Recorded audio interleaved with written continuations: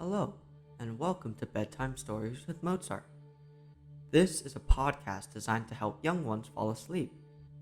As a group of youth musicians, we are passionate about exposing others to classical music. Each episode, we will read a bedtime story, followed by a short excerpt of a calming selection of classical music. So sit back, relax, and enjoy.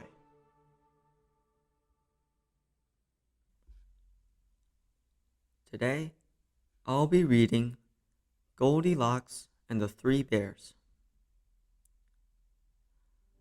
Once upon a time, a girl named Goldilocks lived in a house at the edge of the woods. In those days, curls of hair were called locks. She was Goldilocks because golden hair ran down her head and shoulders. One morning, Goldilocks was out for a walk when she came across a beautiful bird. She followed that bird right into the woods where her mother had said many times she must never go, but Goldilocks didn't think of that. Deeper and deeper into the woods she went, but where was the bird? It was nowhere to be seen. Goldilocks looked around, and that's when she knew she was lost. But a house was not far away. I wonder who lives there, she thought, so deep into the woods. She went up and knocked on the door. No answer. She knocked again. Still no answer. Goldilocks knocked a third time and the door opened, but no one was behind the door. Well, the door is already open, said the girl, so I may as well go in. Goldilocks smelled a wonderful smell and soon knew why. On the table were 3 steaming bowls of oatmeal, and all of a sudden she realized how hungry she was. What Goldilocks did not know, however, is that 3 bears lived in this house. In fact, that very morning, the 3 bears had sat down to their bowls of oatmeal, but the cereal was way too hot, so they had decided to take a short walk. They said to each other, "By the time we return, our oatmeal will be perfect." Gazing at the steaming bowls of oatmeal, Goldilocks thought, "I'm sure whoever lives here won't mind if I just take one sip." She sat at the first chair and took a sip.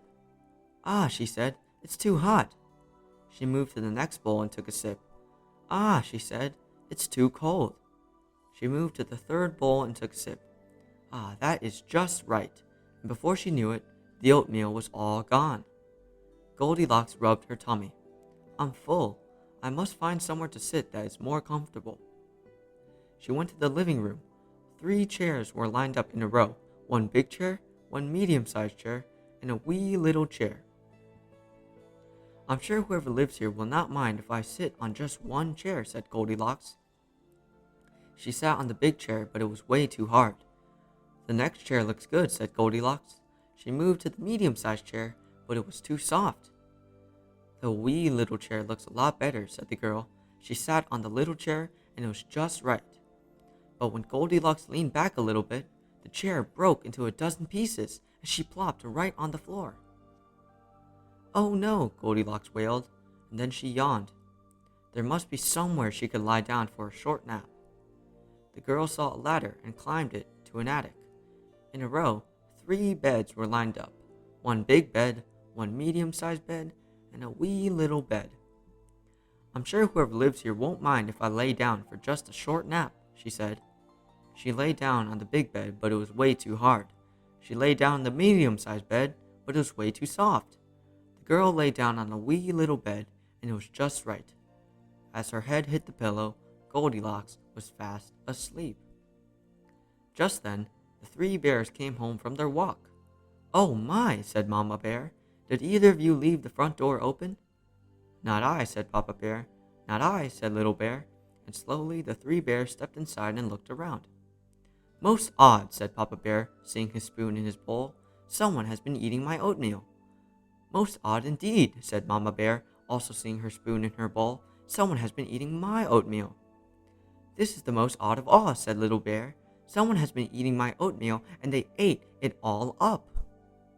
The 3 bears were very surprised, as you can imagine, and with care they stepped into their living room. "Do you think someone was sitting in my chair?" said Papa Bear. "I know someone was sitting in my chair," said Mama Bear, "because I can see the seat cushion is pushed down." "And I know someone was sitting in my chair," said Little Bear, "because it's all broken." The 3 bears were even more surprised at that. They climbed the ladder to their attic. "Someone has been sleeping in my bed," said Papa Bear, who could see that his blankets were moved. "Someone was sleeping in my bed too," said Mama Bear, who could also see that her blankets were moved. "And someone has been sleeping on my bed," said Little Bear, "and look, she is still there sleeping."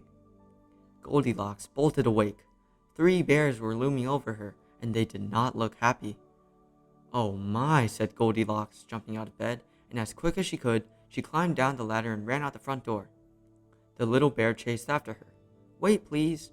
Goldilocks stopped and turned around. "Tell me," said Little Bear, "why did you come inside our house?" "I guess I didn't think," said Goldilocks. "And why did you eat my oatmeal?" said Little Bear.